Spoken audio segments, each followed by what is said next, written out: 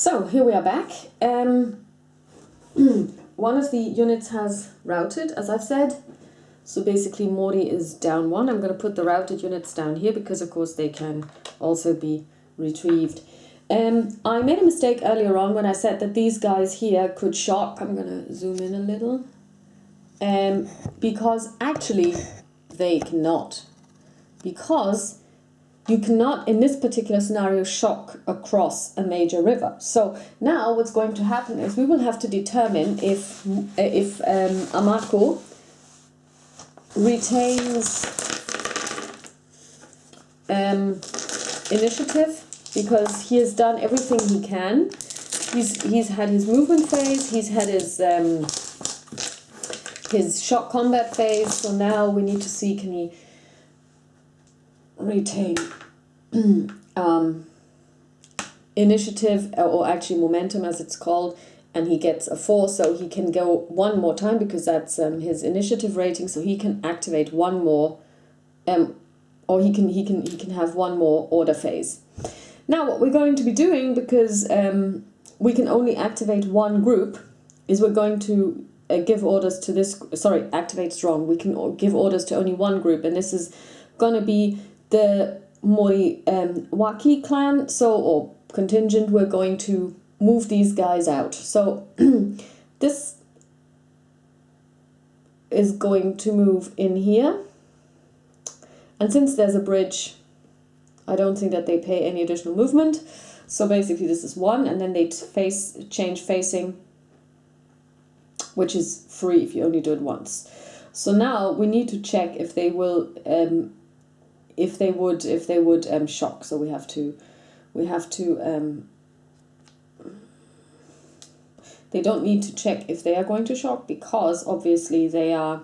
They moved in the previous in this particular round. So these guys are moving 1, 2, 3.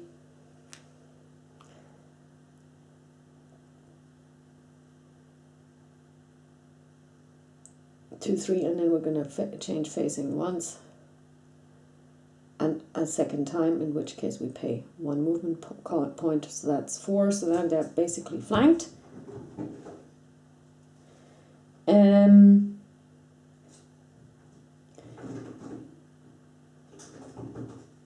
And these guys are simply moving 1, 1, 2. And they're just basically standing here. And now I have to check. These guys here, they will just remain in place, and they will just keep firing at these guys, which is the first thing that happens.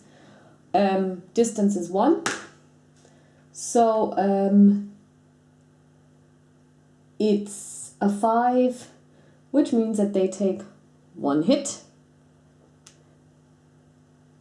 And now we have shock combat. And now we have to make a decision. And basically they will also shock. And they don't need to do anything about it. They don't have to do any shock TQ checks because they moved. So now we have to see, ooh, there's a cat down there. If they will, what the defender reaction is. All non-engaged targets of shock now undertake a reaction check by rolling 1 die.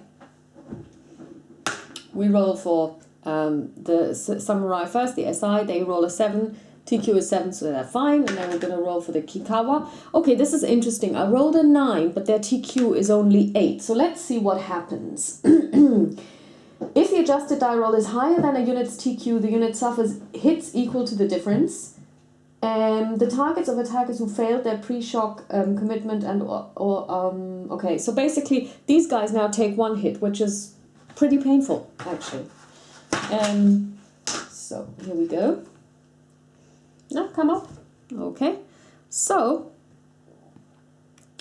what we're now going to be doing is we're now going to be engaging in shock. And the AS is going to shock the SI. And according to the Clash of Arms chart, AS versus SI is, oh, here's a fight going on.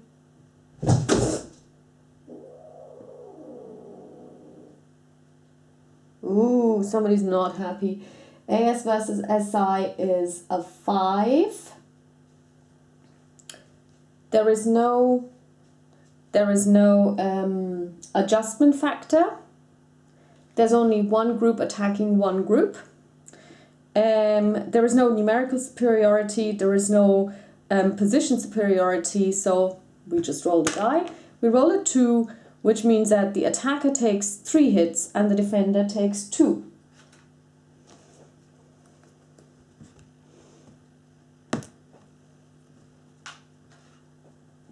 So now we have to take this one here.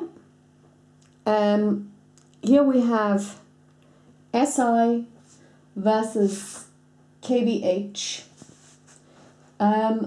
which is number 2. There is no numerical superiority, but there is a definite attacker position superiority. So it's a shift by 2 to the right. So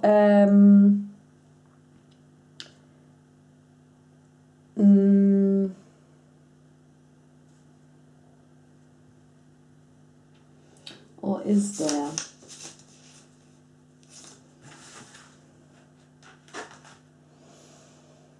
Yeah, I think there is. So we're gonna roll a die.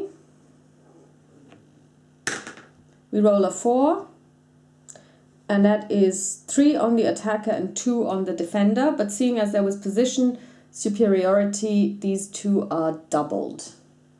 So they are at 5,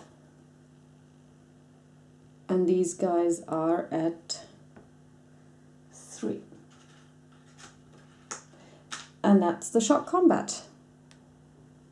Thanks for watching.